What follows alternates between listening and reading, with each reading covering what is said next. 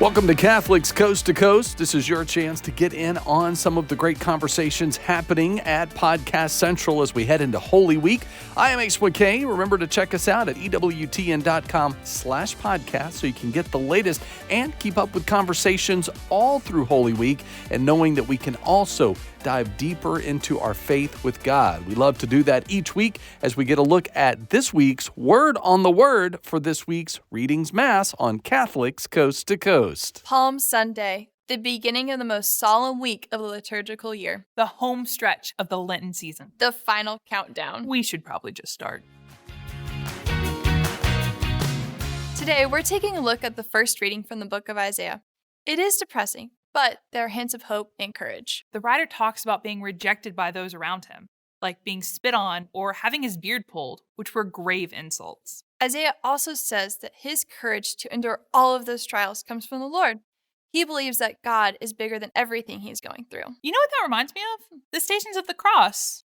Yeah, just the other day at Stations, I was thinking about where I would be if I was present at Jesus' Passion. Would I have run away? Or would I have watched Jesus carry his cross and stay with them to the very end? That's a beautiful reflection. I always wanted to be brave like St. Veronica, who wiped the face of Jesus. This week, we challenge you to ask yourself, of those present at the way of the cross, who would you be? And join us here next week on The Word on the Word. Bye. Great insights for our Palm Sunday Holy Readings as we dive deep into God's Word this week. Hopefully this has been a great Lenten season for you, and we've got great conversations and new ones to introduce you to this week. As we continue with Catholics Coast to Coast, we want to tell you about one of our newest members, Encouragement Conquers All, discovering the secret of forming deeper connections with those that you love and find unwavering support. We're uncovering the solutions to enhance your sense of community and strengthen your relationships in a whole new way. This is Encouragement Conquers All with this week's Catholics Coast to Coast. How's it going, everybody? We're back in action on the Encouragement Conquers All podcast, and we're here to encourage, to build up others, to explore stories of people who've been resilient in life. And we're going to dive into forgiveness. We're going to dive into past mistakes. We're going to dive into accepting God's plan when it's tough. But I'm excited to have Tim J. Hanley on. So come on now. Good to be here, brother. You know, I just saw a book that I was looking at, and I didn't get to read the whole thing, but I was reading parts of it. And it was saying, get used to a multi-generational family, not the real family. And it was interesting. When I read that, my heart like broke. Because I was like, what it was saying is this, and this was like a conservative Christian book, like a faith type book. Right. And it hit me because I had to think about this for a second. Is this guy right? Get used to it. Or do I got to fight back or something? And it hit me really hard because what he was saying is the nuclear family of a mother and a father is really not going to be the case in this next generation. There's going to need to be coaches, mentors, people that care for others. I don't know if you see it that way. In my new book I'm writing, Unconditional Encouragement, I talk about how, like, by 2040, what I see in my stats are there's Right. going to need to be orphanages opening up again. Because of the lack of family. Like, just picture right now. Let's just say we go through some type of depression. I hope not. But let's just say we do. What happens? What happens to our nation? How do we respond to losing in that depression? Do we all just suffocate ourselves and like just take care of our own? Or do we I think that's what you're talking about with this jiu-jitsu family. Like, it's like you have this family that's like you're leaning on in so many different aspects, though you're not related. Like my coaching staff, like our team Amazing. So give me your thoughts on that. Does that speak to you? Do you think that's real what this author's saying? That what's going on here? You're going to have like strangers or people that become your friends helping you through life. Is that where we're headed? I don't know. I don't know, brother. Look, I mean, I you know, I've been given some consideration. I met recently with somebody who's become someone who's I guess their their their their vision has been very formative for me over the past few months, and that man is the pastor of my home parish, Father Daniel at Mount Carmel in Boonton, New Jersey. He's just a fantastic preacher, and listening to his his homilies, his preaching each day, it's like it's been a beautiful formation for me, um, and one of the things that we were discussing just in, kind of side conversation outside of the context of his preaching specifically, but nonetheless, very much, I think, in his heart and therefore forming my own heart, is this notion of kind of uh, like tribalism, where, community is a gift, man. And we are in a time right now where we're suffering greatly. Our social networks are broader, social networks are broader than they've ever been. And maybe our real true sense of community is less significant than it's ever been. And so it's a dangerous time, man. And a big reason, Justin, that that I recently relocated my family to a new town, with the intention of joining a parish and a school and a place with like-minded people, again, to reinforce the same thing I was seeking through the gym and through the jujitsu training. I seek as well through the school and through the relationships of a church community, a family there, um, is to build the tribe with like-minded people who desire the same things for their children, and even desire the same things as they get to know my own children that I desire for my own children. And those friendships, man, have been a gift, a gift to raise your family with brothers and sisters, not only the unfortunate friendships like yourself and myself who have physical distance between us. That's great enough that it makes it difficult for us to raise our families Of together, course. so to speak. Um, so it has been refreshing to walk closely with these families in this community and kind of build the tribe in that sense, so that they can be those reinforcements, and yeah, for my own family, for my own children. Yeah, yeah. There's a point they're starting to build like the series, the docu series of the team, and there's a point in there where one of the brothers of one of my coaches comes on the scene, and he says, "Man, it's just interesting. Like families just looked right now in our culture so different. You can be a brother of somebody who's not your brother. You know what I mean? You can be a sister to somebody who's not your sister." And that's what you're saying. You're saying, look, we got to get back to the basics here. You can be a father to somebody who's not your kid. Yeah. Oh, yeah, for sure. For sure. Right? That Yeah. I mean, and that you live that as a coach, Justin. I know, with Yeah. your own players. I mean, you're a father for those guys, I'm sure.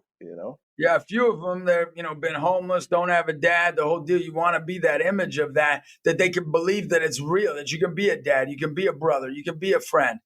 And, Yeah. and what you're doing though, which is important, I think, and I think every dad, it's their responsibility to do is say, look, I'm going to intentionally surround my kids with the people that are living out what I believe is going to be most encouraging to them. Because I was on a podcast recently with, a couple, and I said, look, I used an example, it was Jessica and Victor, those guys. And Sure. Yeah, of course. yeah, Of course. yeah. And so I was on the podcast. This is what I said. I said, okay, look, it might not be encouraging for you, but it'd be encouraging for me. I want you to just walk in my house and don't knock on the door and just come in and say, hey, here I am. I'm here. I want to hang out. Like, Now, you might not think that's encouraging because I told my sister-in-law this. I said, when are you just going to come over, not knock on the door, and just walk in and say, hey, how's it going? And don't even tell me you're coming over. And she says, well, that would be ridiculous. And I said, yeah, for you. Like, I wouldn't go to your house, knock on the door, or it's open, come in and say, hey, how I'm doing, because I know you wouldn't think that's encouraging. Right. But guess what? For me, if you just opened up the door and said, hey, because and you know this growing up Italian, right? Of course. Like, if you're a grow-up Italian, like, right, I've been watching this Instagram. I don't know if you got it, but it's hardcore Italians. I'm like all over it right now. No. You got to look this up. I mean, it's fabulous. I mean, it'll make you feel like you're back home. I mean, seriously. Bro. Yeah. But like nobody, and people don't realize this. For me, and this is something I want to ask you, I'm interested. Like for me, it would be encouraging. I would probably, you know me, I'd probably tear up if somebody did that because that's how I grew up. Right. Like somebody's just going to walk in who's Uncle Werpy, Cousin Boober. Now, the problem is they might stay there for 3 months. Now, that's a problem. I mean, that's the problem. I don't want them to stay for 3 months. My cousin Marco from Italy, man, like a year ago, my doorbell rings at my house. I come to the door and he's standing there from Italy. He's standing at my front door. What are you doing here, bro? It's a normal day. That's it. Needless to say, he stayed for 3 months. Yeah, exactly. And then you're saying, okay, enough's enough here. I love you, but enough's enough. No, I love him, man. I love him. No, it's funny. That's so funny, man. But I've been really diving into this because it's funny to ask people, like, what would be encouraging for you that might not be encouraging for anybody else, or maybe only a few people on the planet? Because I think right now, what we're doing is not stepping on anybody's toes. We're not expressing our cultural differences and fighting for that. But there are groups that do that. But I think every one of us need to be fighting for what we see as valuable. Like, what's something that's valuable to you that might surprise somebody, even if it's the stupidest little thing? I don't know if you've ever thought about this. But man, I haven't thought about this. I like that I got a question you haven't thought about because you think about everything. And you know me, bro. You throw a question at me that I haven't thought about, and I got to think about it now. I'm going to have to go on to the next question. Yeah, what do you want me to just spit an answer back to you? You just asked me. I haven't even had a chance to think about this yet. Well, think about it. I'll ask you again, and you tell me when you're ready. But it's an important thing to ask because I believe that's unconditional encouragement, that you find out what that person's unique love is, that unique thing that would speak to them. And you say, I want to care for them in that way, even if it's uncomfortable for me. Yeah. So I seek out those things in others.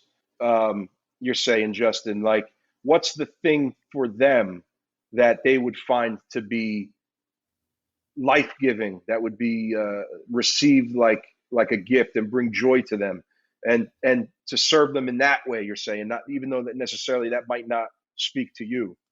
So yeah, if you come to Syracuse, New York, and you just walked in, you didn't tell me you were coming, and you just stopped by, you knew I was in town, and do you know how much I'd be like, oh my, you'd be psyched. It would be like the greatest day of my life. It's like this, right? You ever see that Sebastian Maniscalco sketch on this? You ever see when he talks about this when people drop by the house? You ever see this thing? What does he say? Oh, Justin, it's so funny. It's so funny. He just talks about how back in the day, you'd walk by, you'd go to the house, you'd go to your aunt, cousin's house, and you just walk up to the door, you'd knock on the door, and it was the greatest thing. Oh my God, come in! It's so good to see you. Oh my, what are you doing? Well, we're just dropping by. We're in the neighborhood, And then he talks about how nowadays you come in, it's like you go, someone knocks on the door, and everyone's like, "Get down, get down!" No, it's true though. It's just the times have changed, man. The times have changed, but that's funny that there's something nostalgic about that. I can relate to that. I'm that way too when it comes to that. specific thing. I mean, Yeah. I'm the same. I would love a drop by, a drop in, like, but I'm an extrovert, right? Like, so I feed off of friendship and social interaction. And so somebody coming by the house is like, that's awesome. And if 3 more people came after that, it would be even better, like the more the merrier type of a thing. That's what is life-giving for me, right? And those same things for others might just be like they would dread the idea of like someone just dropped. For them, it might be like, get your favorite book out. Yeah, sure. Sit next to me, say nothing, sure, and read your favorite book because I know that you're reading, which is beautiful. And I don't even think I've ever read a book. No, but look, and this is what like my faith has done for me. Yeah. Like for me, what my faith has done for me, it's challenged me,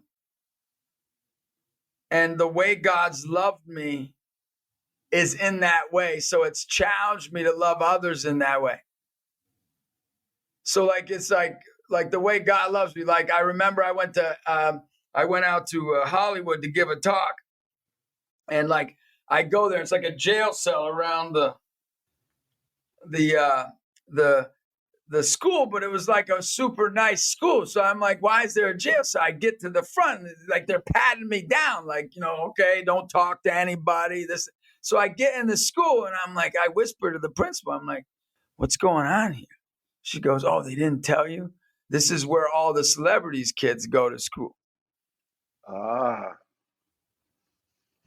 And so at the end of the talk, this little girl came up to me, and she was 12 at the time. You can find her online now if you look her up after I tell who she is, because she's like big time now.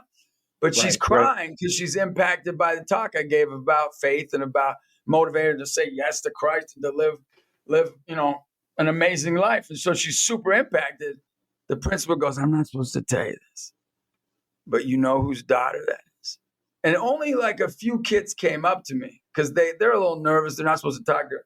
And I go, no. She goes, that's Rocky Balboa, Sylvester Stallone's daughter. And it was a stupid thing, but for me, it was God loving me in that little way that maybe no other speaker, like maybe, some other speaker wants, I mean, nobody's been as impacted by Rocky Balboa as you have. No, I've seen some kids that are impacted. I saw this video this week. I was dying about it. There's this kid that gets on, right? And he's like memorized like 50 lines of the Rocky movie. And he sees Rocky Balboa in public. Did you see that? I saw that video. I saw that clip. That kid's awesome, man. He's great. Yeah. And Sylvester Stallone got such a kick out. He's like, they're going back and forth with the dialogue, right? I think he knew more of the lines than Sylvester Stallone did. Yeah, the kid was doing awesome, man. It was great. But what I'm saying is like just to ask you, like, right now we need a paradigm shift, like, and how we're thinking of things. It's like, how can our family, how can what we value, like, how can we be of the service for others? And I know you're really good at this. At your restaurant that you own with your truckers. I remember, when you helped us out, we had the guy who, drives your trucks, the way he thinks about you and how your family and your mother served him for all those years. And like, we need to get back to like, it's not you who serve me, it's I who serve you. And you're really good at this. You're like, hey, how you always want people to feel welcome and feel a part of things. And like, how did you get that way? Because I think everybody needs to be that way. I don't know, brother. How did I get that way? I mean, it must be it's like a heart for hospitality, and I would guess that it was probably formed through my own parents. Probably goes back that far. I mean, you knew me when I was in high school. Was that characteristic qualities of me at that time, do you think? I lived at your house and your mom did my laundry for me. That's okay. So there's really no question then where it came from. I think I think it's pretty clear that it came from her. You know what I mean? No.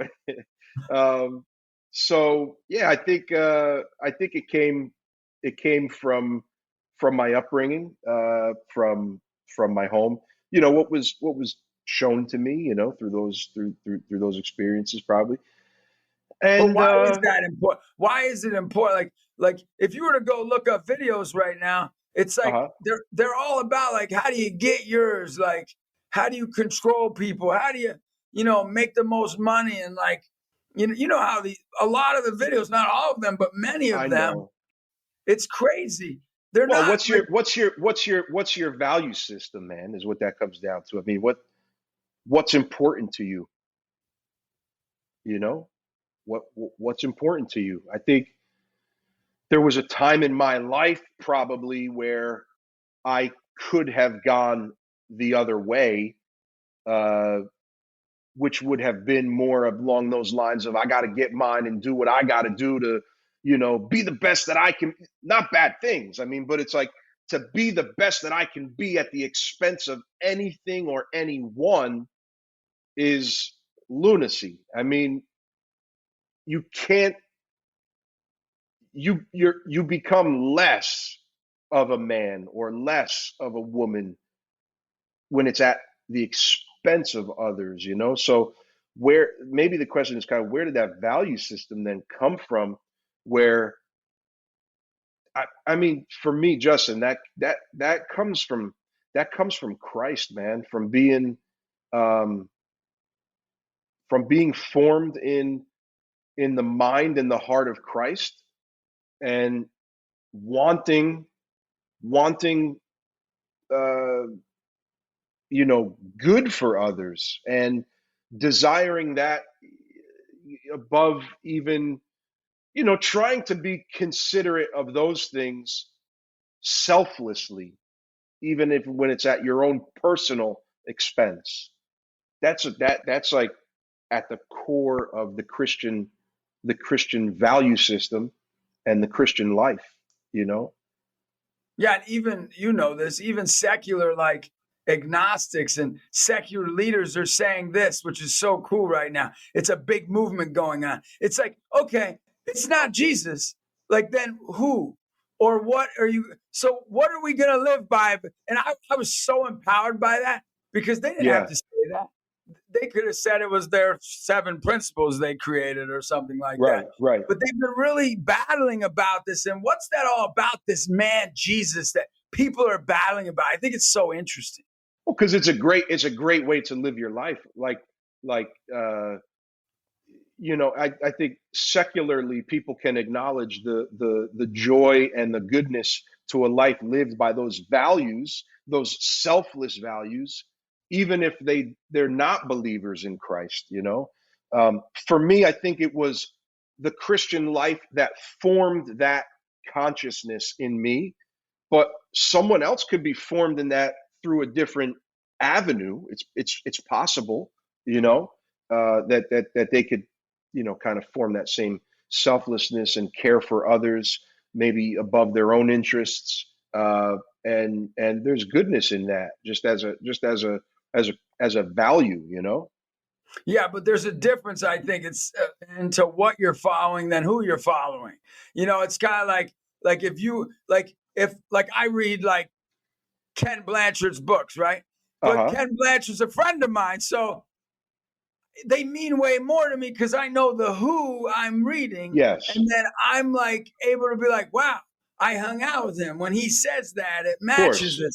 It's the same thing with Jesus. Like I've for me, I've met the who. The who changed my life. Like Right. I've never been the same since I met Jesus Christ. And you can say the same thing because I Yeah. You remember and me when both, man. you were young, and when you decided to say, no, because I think you were at that point. Like what you were doing was better. And then something clicked for you where I don't know, do you remember the process in your brain, or maybe you do remember where it went from what you're living is good because you're like, I want to be a good person, right? I come from a good family.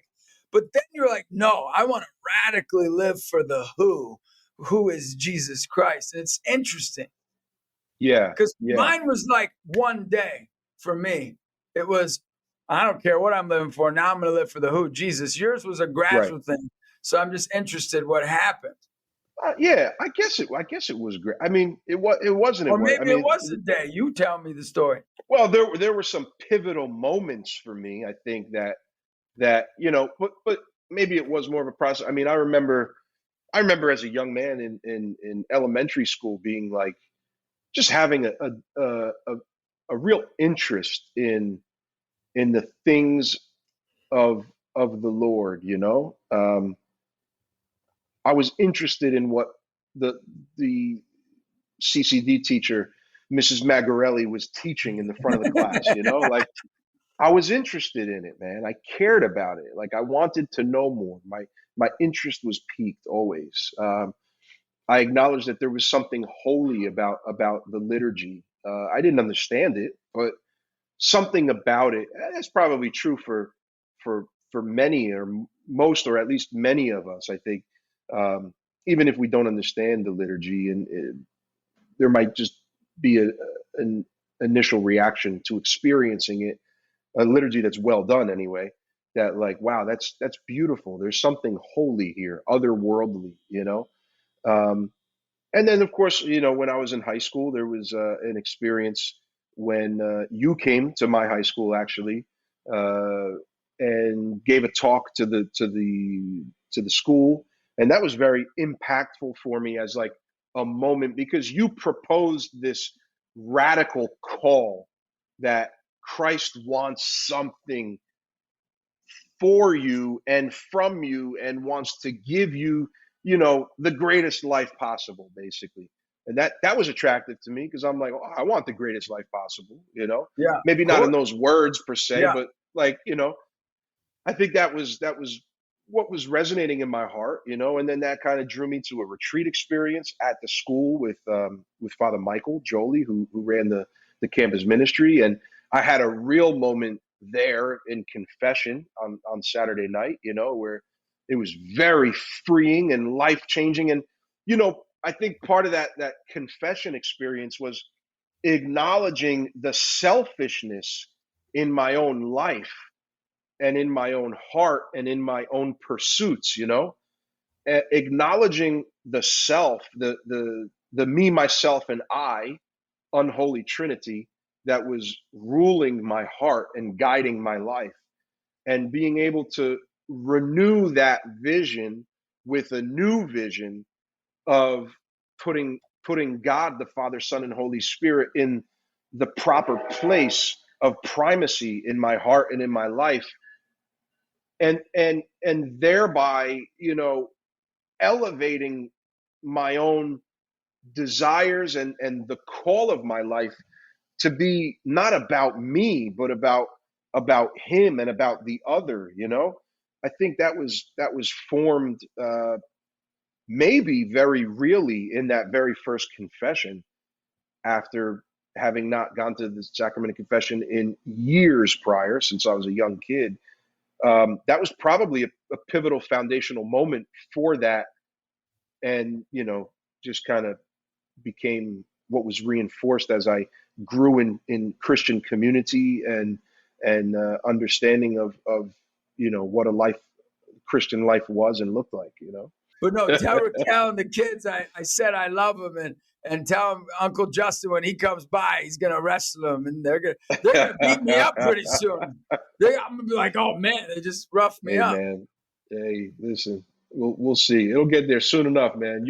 You and I are getting old, and they're getting big, man. So I'm getting old, man.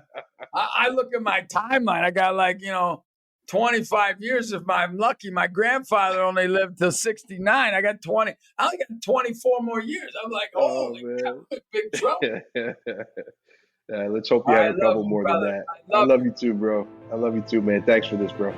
Finding an authentic brotherhood, great encouragement from Encouragement Conquers All, one of our newest podcast members, as you check us out, Podcast Central at EWTN.com/podcast. Easy to find. I am Ace McKay. When Catholics Coast to Coast returns, we're going to tell you about another new member of our family, Living the Call. And Leo Servino actually is the producer of Angel Studios and the new movie Cabrini. So before you head to the film, we want to give you the latest scoop on what to expect, and we'll get that full movie review coming up with Living the Call on this week's Catholics Coast to Coast.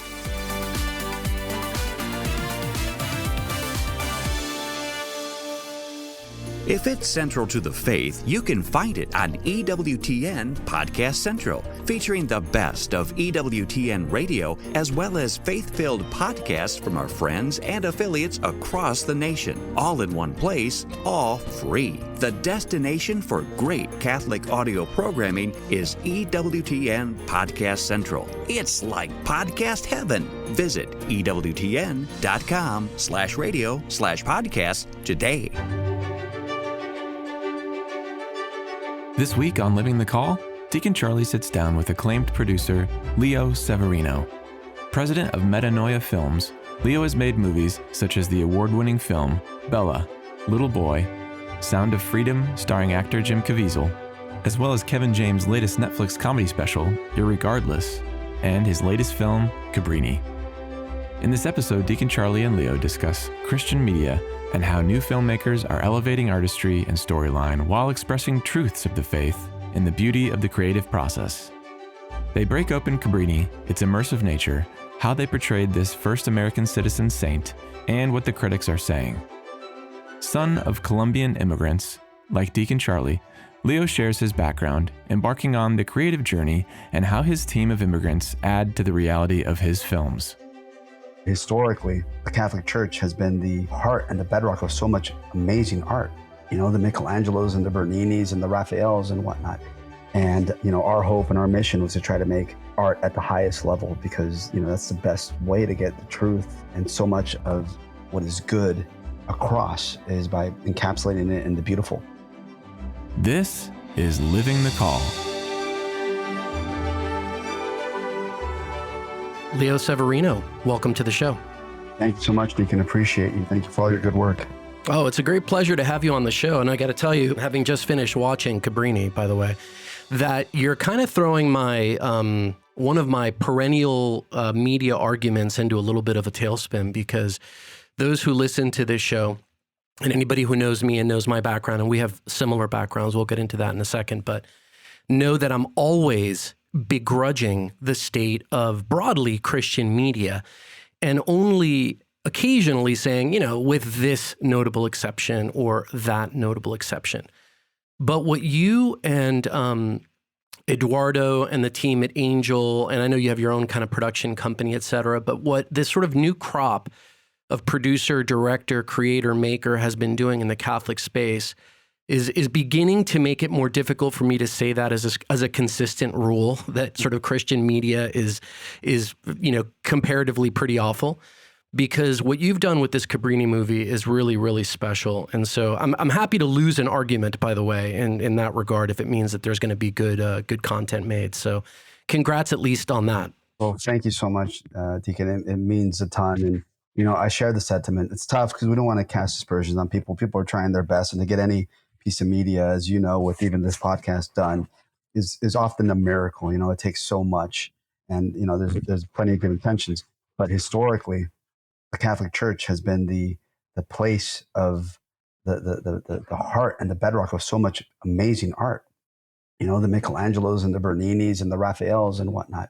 And you know, our hope and our mission was to try to make art at the highest level because, you know, that's the best way to get the truth and so much of what is good across is by encapsulating it in the beautiful.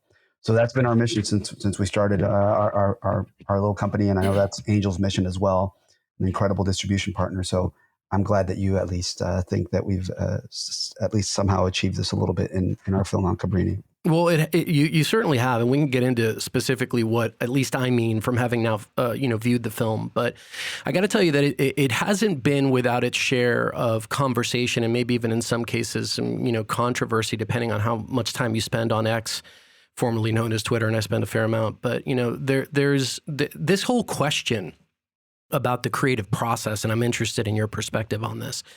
This whole question of the creative process, I've found, at least in my conversations with Catholics, people of faith, especially people who have a philanthropic interest in putting their money to work against projects that are helpful to the gospel in the world. The conversation for me historically has gone something like this, which is the more creative the project is, sometimes the greater reluctance the individual philanthropist or influencers or people who are who are interested in putting their material means to work to support the church, the more sort of reticent they sometimes get. Now, I don't know if that's based on their kind of personal experience having funded projects and them not having worked out, but there seems to be this sort of initial resistance against putting money to work in creative areas, when the most powerful thing in my mind as a media guy is story. Like and to your point, where we've won for centuries, like in telling stories through art. And so I find it kind of baffling in some cases, this resistance against creative approaches to things. And that's where some, and I'd love to get your thoughts on it, but some of the commentary on this film, you've had people very much looking forward to it, and other people saying, oh, well, it's not an exact duplicate of Cabrini's exact life, therefore we have to be suspicious of it. What do you make of this dynamic? Like, what do you make of this? There's a lot there in what you just said, Deacon, and I agree with so much of it, if not all of it. The first part is yes, there's been somehow we kind of gave up art as a means of expressing beauty, expressing the truths of the faith, and expressing so much and inspiring so much goodness. It dates back even further. Our Lord himself used parables as his main means of teaching, which is, as you said, stories. They have a way to touch the heart and open up people's preconceived notions and put them in a contemplative space so that they can then be inspired to something true or good or beautiful. And that's why I started this production company with Eduardo and Alejandro, who you mentioned, our director and writer, Alejandro Monteverde, our other producer, my producing partner, Eduardo Verástegui, was because we thought, okay, is there a space for art at the highest level that also isn't going to be offensive to our faith and our morals? And, our first little venture at that was Bella, our first film, Bella. I don't know if you saw Bella. Oh, yes, I did. But at the time. Which you wrote, by the way. Yes, but with Alejandro, our director. But yeah, thank you. But that was an attempt to try to use I remember there was a film at the time, Lost in Translation, which was a big inspiration for us because it won a lot of critical acclaim, to make it a very character-driven, kind of a day in the life sort of story. And it wound up winning the Toronto Film Festival, the Audience Award. And we were just blown away with, okay, there's a model here, right? And it actually did well in the box office, sufficient to carry its budget and whatnot. And we thought, okay, we're in business. And then it took us years to do our next film, right, which was Little Boy. Because exactly right, there's a reticence, there's a built-in in this culture, in this generation, in the people of means, there's kind of a built-in disconnect or disinclination from being a patron of the arts, even if there's a possibility for profitability. And it wasn't until our last film, Sound of Freedom, where finally we're kind of proving the model, and now hopefully these doors are opening up a bit.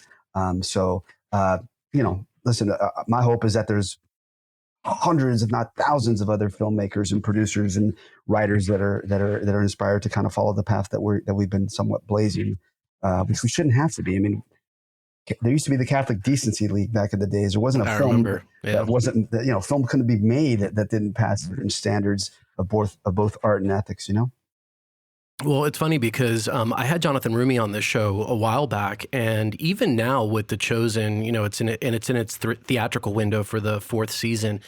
There's all of this noise about the series. There's a tremendous amount, 90% plus, which is overwhelmingly supportive and glowing.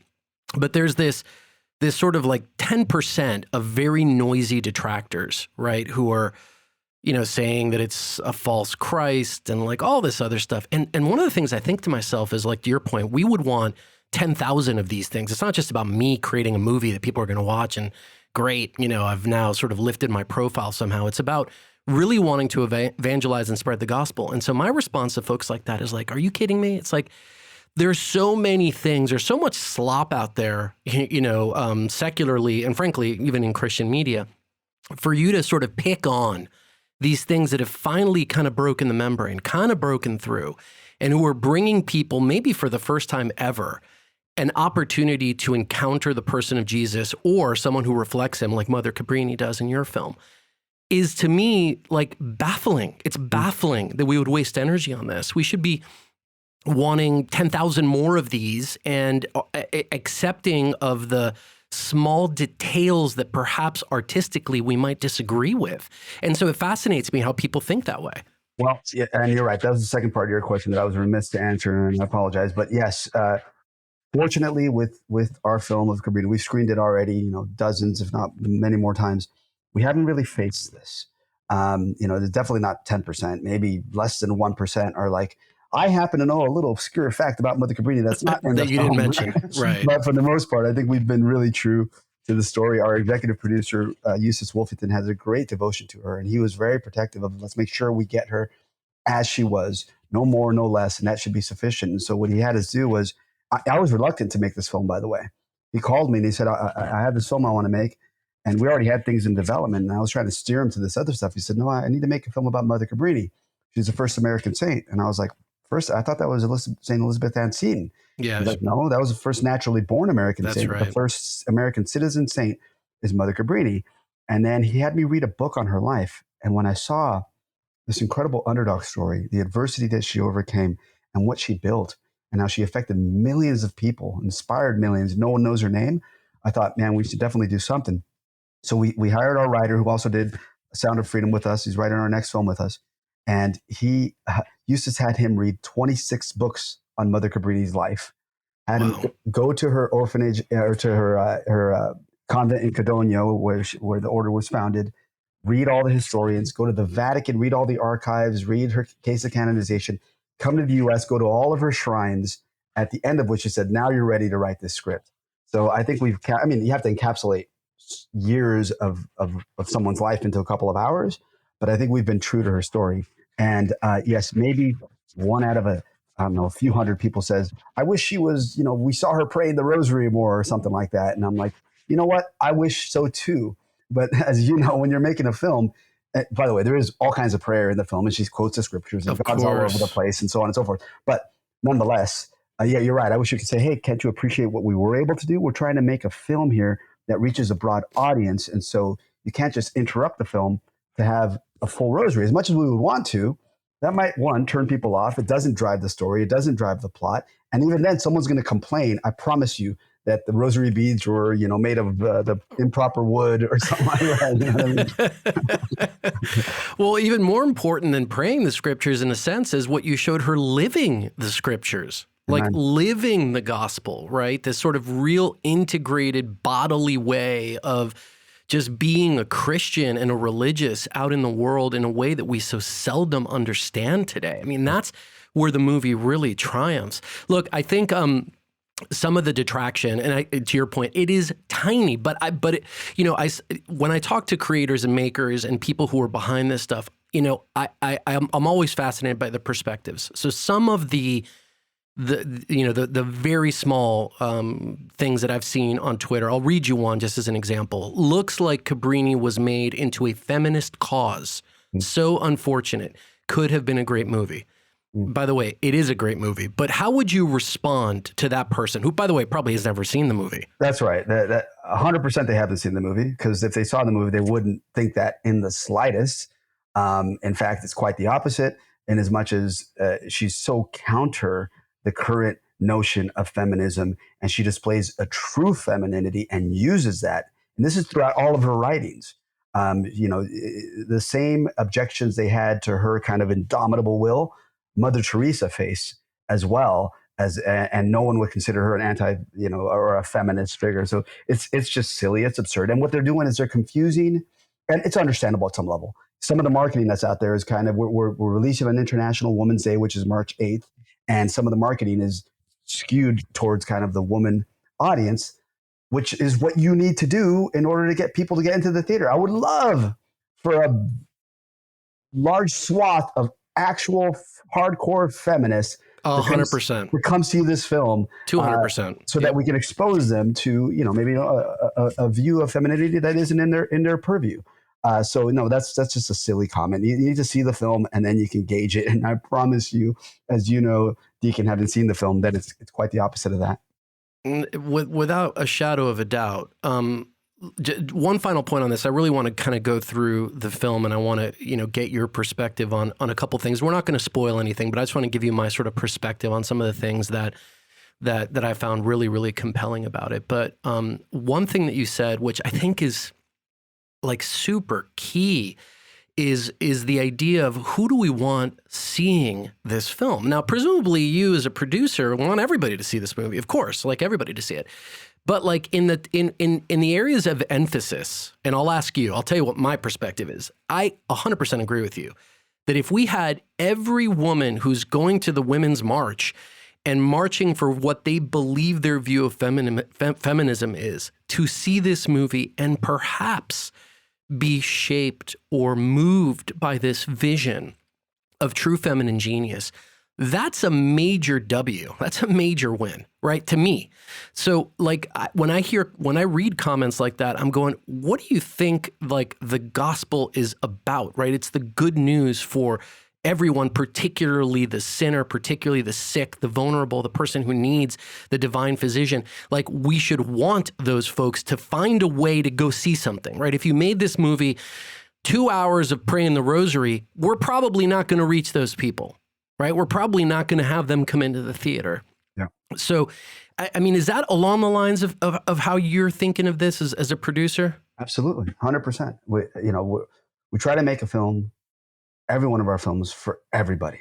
That's the idea, is to make it for everybody. Why? Because like you said, the gospel is universal. Our Lord's parables are universal, right? His wisdom is universal. The wisdom of the saints is universal. It's meant for everyone. It's supposed to be an appeal to all people, not just for one particular crowd. And the best way to do that is to stick to the things in story elements that work, that speak this universal language. Now, we don't shy away from her faith. It was an integral part of her life. She's a nun, and she's walking around in a habit the entire time with a big cross around her neck. And there's, statues and whatnot. And there's a prayer in Latin in the middle of the film. I mean, it's all over the place. But you have to do it in such a way that it feels genuine and authentic, and it drives either the character arc or the plot of the story. Because if it doesn't do that, then it just can come across as preachy or just bad filmmaking or bad art. And, that's not helping anybody. And it's definitely not bad art. Look, I love the way, first of all, the movie is stunning to see. And I pay attention to cinematography, to lighting. My background, just so you know, is when I went to school to actually make movies, and I ended up kind of like you on the business side of the media world and never got a chance to really realize my kind of creative dreams, although I've been involved in a number of different projects and that as a kind of more business guy. But I pay attention to these details. I pay attention to lighting, to atmosphere, to camera movement, to angles, all of these different things. And the movie is, first of all, beautifully shot. It is arresting to the eyes. And that is really important because, at the end of the day, especially for a theatrical experience, you want to take advantage of the environment that is now given to us in most major theaters with beautiful sound and all this other stuff. The music is also very, very compelling. So it's beautifully shot. It's beautifully acted.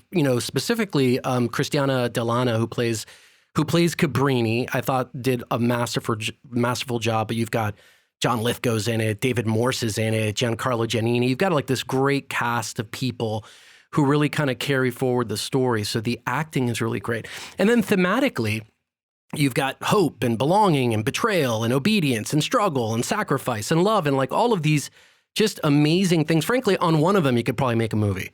And you've got like 12 of them. You know what I mean? Yeah. So you've got all of this sort of ebb and flow, and the movie comes together in a way that I think achieves what you set out to do, which is, yes, an introduction to this great woman, but also this sort of this hope that we all can play a role in this kind of salvific plan that God has in our own way. Some are big, some are small, some start small, end big.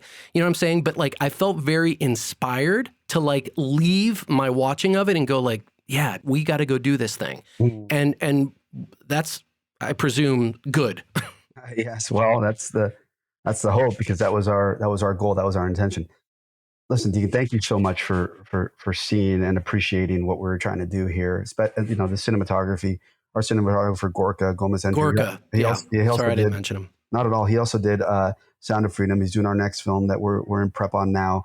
And Alejandro, our director, they're visionary guys. They're incredibly high level artists. And in this particular film, they choreographed every single scene. They really wanted to make it not a motion picture, but a motion painting. So that people say it, and we've heard it before, every frame a painting sort of thing. Yep. I think this is one where they kind of achieved that, where every single composed frame was intentional, and it was all meant to have a very particular style that they were going after. That was an immersive experience for the audience. They really wanted to I'll give a little bit behind baseball sort of situation, but you might appreciate this, right? There wasn't a lot of coverage in this film. I don't know if you noticed that. Coverage for the audience who's listening is different camera angles. Like you might go wide and shoot one scene just with a wide angle, and then shoot the same scene with a couple of different close-ups so that you can edit from the wide to establish it. Then you go to the close-up, one person's talking, you go to the other close-up, and that gives you the opportunity to edit. So you can take from one take on the close-up and go to another take of the wide, and then another take of the close-up, and so on and so forth. We didn't do that with this film. It was all a choreography between the actors and the camera, because everything needed to be composed in a particular way because there was so much meaning in the subtext. And so that makes it incredibly difficult to film, but even harder to edit because you don't have a lot of options. So our director, he compared it to trying to free climb a mountain like El Capitan in Yosemite or something without any ropes. Because if one of these scenes don't work in the edit, then the film doesn't work. You'd have to go back and reshoot. Wow, that's a great analogy. So everything, every little detail was composed, choreographed. There's a subtext. I don't know if you noticed the use of archways as a mental call to like this transition of characters, or reflections in mirrors as kind of the plight of the immigrant who has a kind of a dual personality that they have to live in the their heritage and their background, and then trying to be an American at the same time. There's kind of this duality. We had images of little halos around her head so that she was framed as a saint. You know, all these sorts of things were all very much intended, and I appreciate that you were able to for sure recognize some of that stuff. Yeah, deep symbolism too. In particular, I'm thinking that hopefully not a spoiler. I don't think it is, but there's a scene. Or a shot anyway that, and it repeats as a sort of as a thematic throughout in various places of her underwater, you know, recalling an incident from her youth. She had Cabrini had tuberculosis as a child, and you know, I don't know all the history, you know better than I do, but there was some incident involving water when she was a young girl and she got sick or almost drowned or something like that. And there's that scene, that recurring motif throughout this period. And there's one final one where, you know, she's feeling kind of down and dejected, and she's getting talking to by one of her friends, who anyway has her own story, which is remarkable. But anyway, one of her friends has given her this effectively a pep talk at this sort of lowest moment. And it recalls that motif where she's underwater and she's basically, you know, paralyzed there underwater. And at some moment during this pep talk, which you can hear, this is very Coppola, right? With the parallel editing where you've got like something happening outside of the scene while you're watching the scene. I love that. But you've got, you have her sort of as a girl come to sort of under the water and rise above it at that moment. And then of course the film carries forward that optimism and that encouragement from that pep talk further. But all of that symbolism is really powerful, right? We kind of like, those are the images, again, that you pay attention to. But now what a privilege to be speaking to somebody who was involved and played a principal role in the creation of this particular film, to really bring awareness of this great woman to a lot of places and to benefit from her by her intercession, because it's a real hero story in the right way. Getting the scoop before you head to the movies this weekend on Cabrini, that is Living the Call, giving us their insights. If you want to check out more on their conversations, easy to find when you go to Podcast Central at EWTN.com/podcast. I'm Ace McKay. That's going to wrap up my weekend with you, but have a great Holy Week, and I'll see you Easter weekend. Remember, you can always check us out online and take your conversations with you when you like, subscribe, and follow. And remember this week to let God define who you are, and I'll see you again. Catholics Coast to Coast.